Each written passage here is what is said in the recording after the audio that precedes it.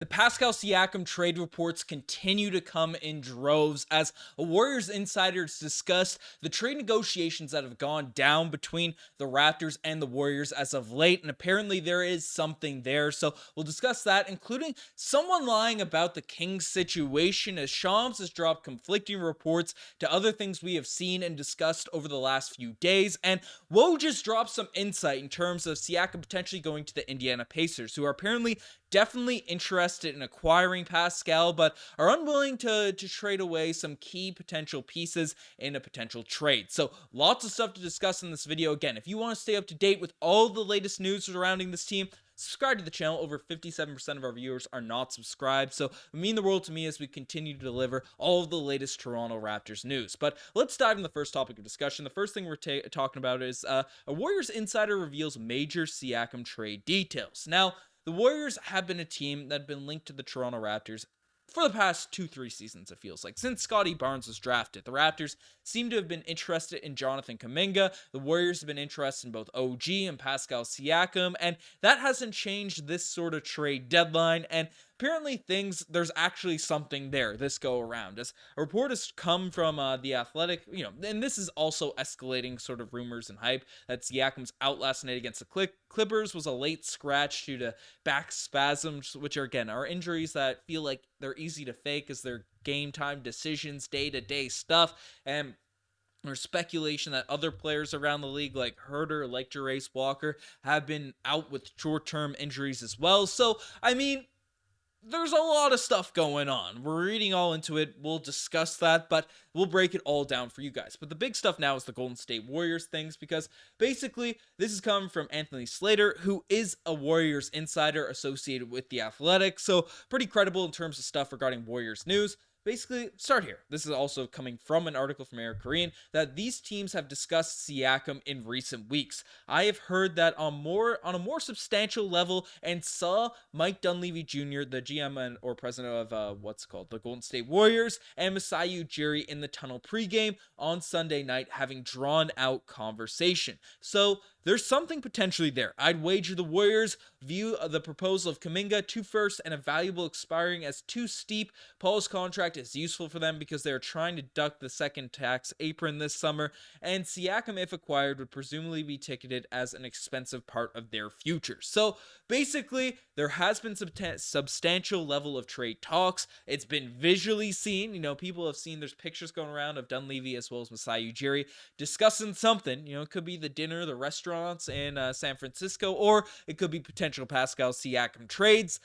There's all that stuff that has been going on. But again, the Warriors seem to be hesitant to trade away Jonathan Kuminga despite his expressed frustrations of wanting to leave, or at least get out from under Steve Kerr, as he sort of published through the channels of Shams in a recent report. So there's all that stuff happening, but now things are getting more and more desperate for Golden State as of late, because Steve Kerr has talked about the burden of laid upon Steph Curry now at this point, carrying that franchise, especially with Draymond Green's suspension. There's a lot of sort of just disappointment around that team with recent losses. And then Steph has even come out himself and said when discussing on whether or not he feels the Warriors need to show up at the front office by the trade deadline, that the group should stay together. It says it's pretty evident that things, if they stayed the same, what's the definition of insanity, right? Do the same thing and expect the same results. So, I mean, Steph Curry's kind of alluding to trades potentially happening there. And then we also have Shams again, who has dropped a lot of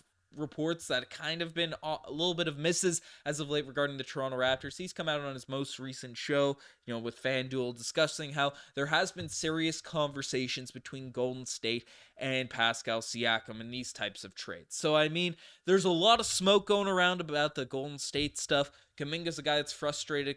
Pascal fits what Golden State wants to do. He can space the floor. He's big, kind of fits that Draymond Green role where he's been suspended and things like that. I mean, Kuminga, draft capital, Moses Moody, other reports have indicated this is something the Raptors would be interested in. It fits sort of the transactions they've made as of late in regards to bringing in young, talented pieces with star potential. Whether or not they'll reach it, then we'll see. But those two guys, the Raptors aren't getting finessed. They're not getting fleeced. So don't expect Masai Ujiri to be taking back horrible contracts like maybe Andrew Wiggins, and then you get younger pieces. I mean, for people that haven't been following, because some people, view Wiggins as a Canadian, it would be cool to pair him alongside RJ Barrett, and some are speculating that there's personal stuff going on, but Wiggins has been one of the worst basketball players in the NBA contract-wise compared to actual production, and it's undebatable. He has been bad for the Golden State Warriors this season. We saw it in the game against us. I mean, his jump shot's fallen off a cliff. His defense, his passion has just gone down in the tubes. So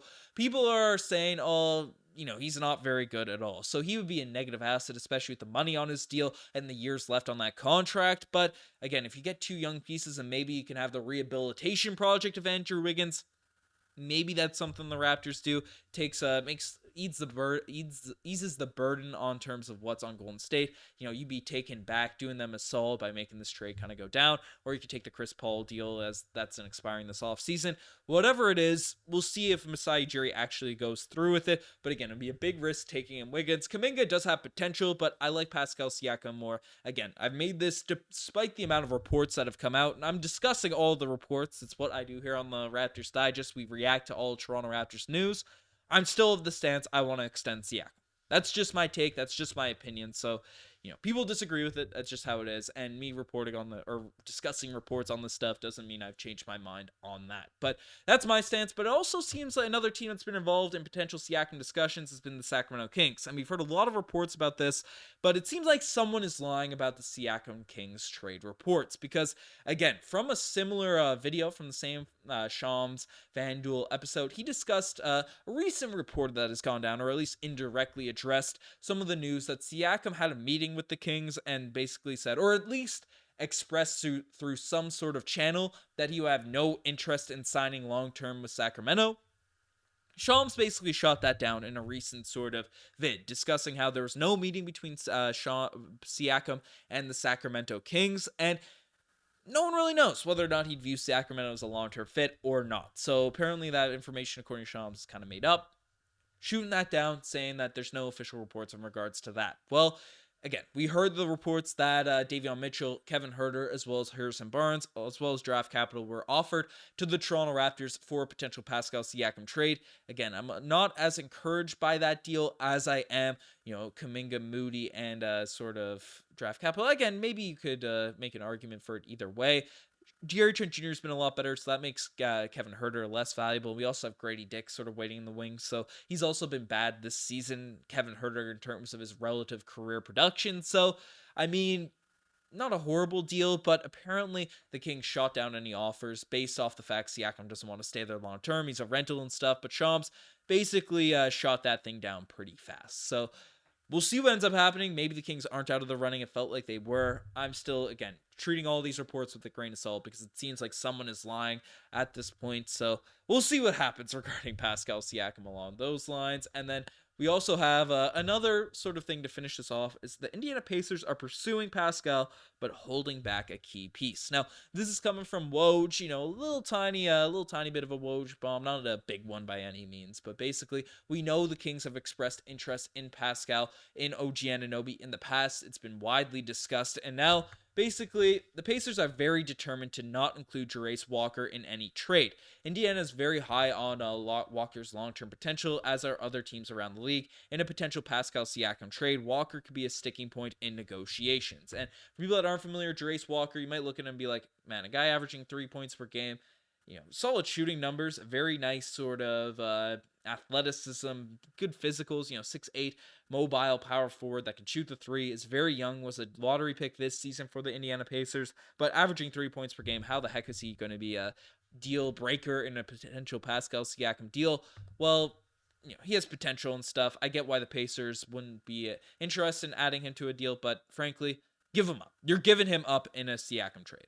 We're not trading with the Indiana Pacers. They want to hold out on Nembhard. Now Nembhard's less valuable to us given our depth at the point guard position. I mean, if you're not going to give us Walker, I want him Mathurin. If you're not going to give us Walker, shut that deal down immediately. Siakam right now, even this season, one of his biggest criticisms have been his clutch stats. This season, he's been remarkably clutch for this Raptors group. He's spacing the floor. He's been a lot better. I mean, you're not giving us Jarace Walker to add to that group that you have down there in Indiana. That's no deal. Obviously, the Pacers would have to make the money work, so Buddy Hield would be in a trade, maybe a Jalen Smith, these types of players, maybe a Bruce Brown, whoever you sort of value on that group. But, I mean, no Jarace Walker, no deal for Inya. Let me know what you guys think about all of this latest Toronto Raptors news. You guys are the best to make us far. Subscribe to the channel if you guys haven't already. I'm signing out. Cheers.